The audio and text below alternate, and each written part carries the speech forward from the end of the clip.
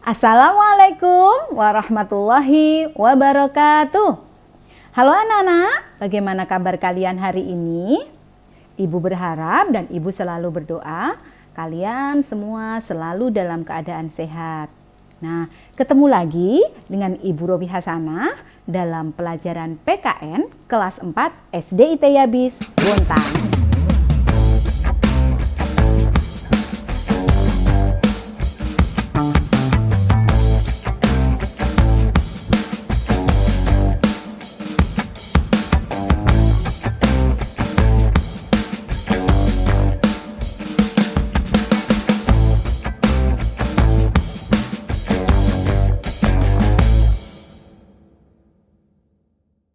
Assalamualaikum warahmatullahi wabarakatuh. Halo anak-anak, bagaimana kabar kalian hari ini? Ibu berharap dan ibu selalu berdoa kalian semua selalu dalam keadaan sehat. Nah, ketemu lagi dengan Ibu Robi Hasanah dalam pelajaran PKN kelas 4 SD IT Yabis Bontang. Sebelum kita memulai pelajaran kita hari ini, kita berdoa terlebih dahulu yuk. Kita baca basmalah bersama-sama. Bismillahirrahmanirrahim. Oke, hari ini kita akan melanjutkan pelajaran kita sebelumnya. Kita masuk ke pelajaran yang kedua. Ya, di pelajaran yang kedua ini kita akan mempelajari tentang hak dan kewajiban. Oke, semua orang memiliki hak dan kewajiban. Berikutnya, apakah yang dimaksud dengan hak dan kewajiban itu? Lalu, apa hak dan kewajiban kita dalam upaya berhemat energi? Berikutnya, apakah kalian sudah menerima hak dan menjalankan kewajiban secara seimbang? Nah, keempat hal tersebut akan kita bahas dalam pelajaran berikut ini. Namun sebelum kita mempelajarinya, kita harus tahu apa sih tujuan kita mempelajari hak dan kewajiban terhadap upaya berhemat energi. Nah, tujuannya adalah untuk menciptakan sebuah kehidupan yang sejahtera, tenang, dan tercipta keseimbangan antara hak dan kewajiban. Semua orang memiliki hak dan kewajiban. Kita harus melaksanakan kewajiban kita terlebih dahulu sebelum menuntut dan mendapatkan hak kita. Sumber energi yang ada di Indonesia itu yang menyangkut kepentingan orang banyak dikelola oleh negara dan dipergunakan seutuhnya untuk kemakmuran dan kesejahteraan masyarakat. Contohnya minyak bumi, batu bara, gas, air, dan lain sebagainya. Setiap warga negara termasuk kita memiliki hak dan kewajiban untuk memanfaatkannya dengan bijak dan hemat. Oke, sebelum kita lanjutkan, adakah yang tahu apa sih yang dimaksud dengan hak? Ada yang tahu? Iya, hak adalah apa ya?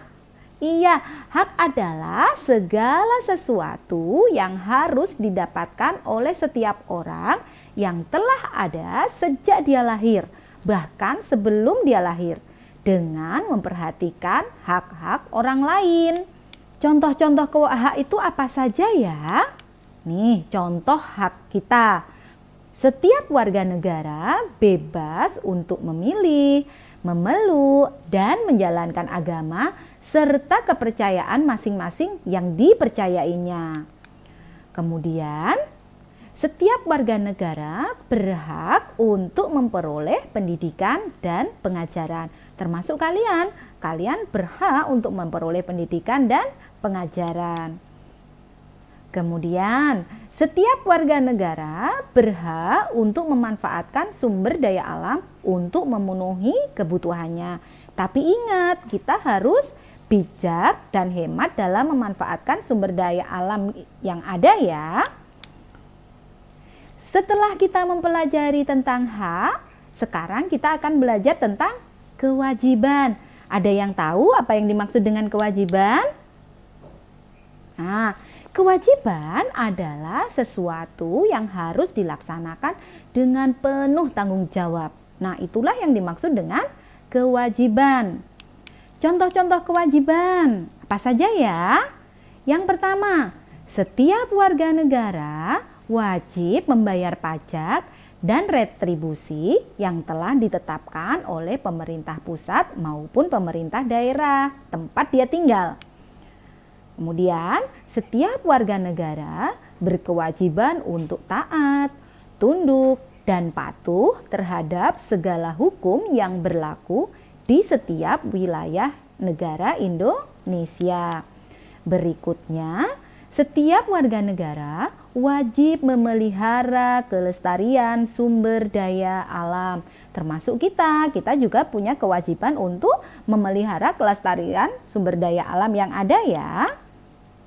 Oke, berikutnya kita akan belajar tentang hak dan kewajiban kita dalam upaya berhemat energi. Sebelumnya, kita akan bernyanyi terlebih dahulu ya. Ini lagunya nadanya seperti lagu menanam jagung, tapi liriknya seperti ini ya. Bisa ikutin bersama-sama ya. 1, 2, 3. Ayo kawan hemat energi di rumah kita. Matikan keran, matikan lampu, dan juga kipas bila tak perlu. Hemat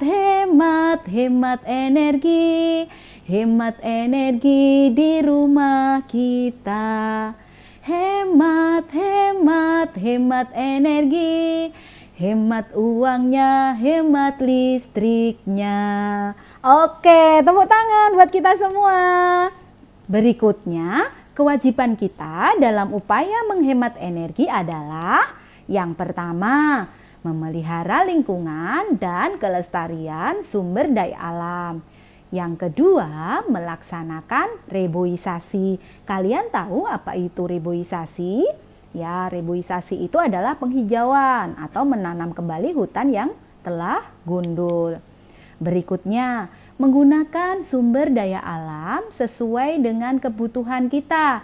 Hanya sesuai dengan kebutuhan ya, tidak perlu berlebih-lebihan.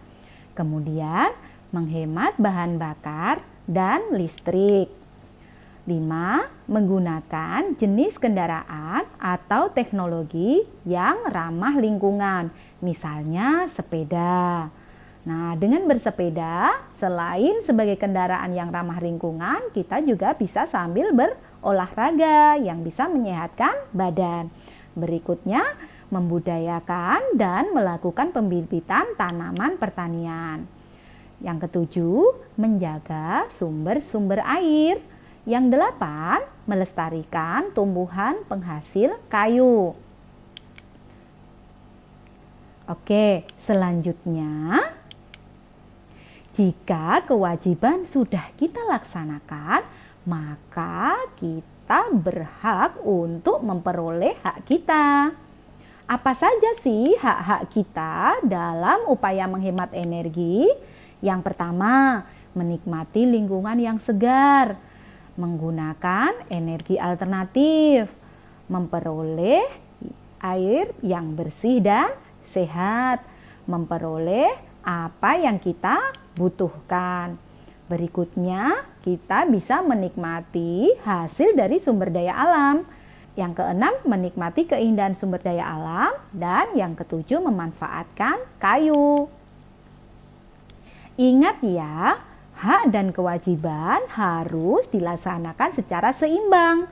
Tidak boleh kita menuntut hak kita, tetapi tidak mau melaksanakan kewajiban kita. Begitu pula ketika kita sudah melaksanakan kewajiban, sebaiknya hak segera diberikan. Jangan ditunda-tunda.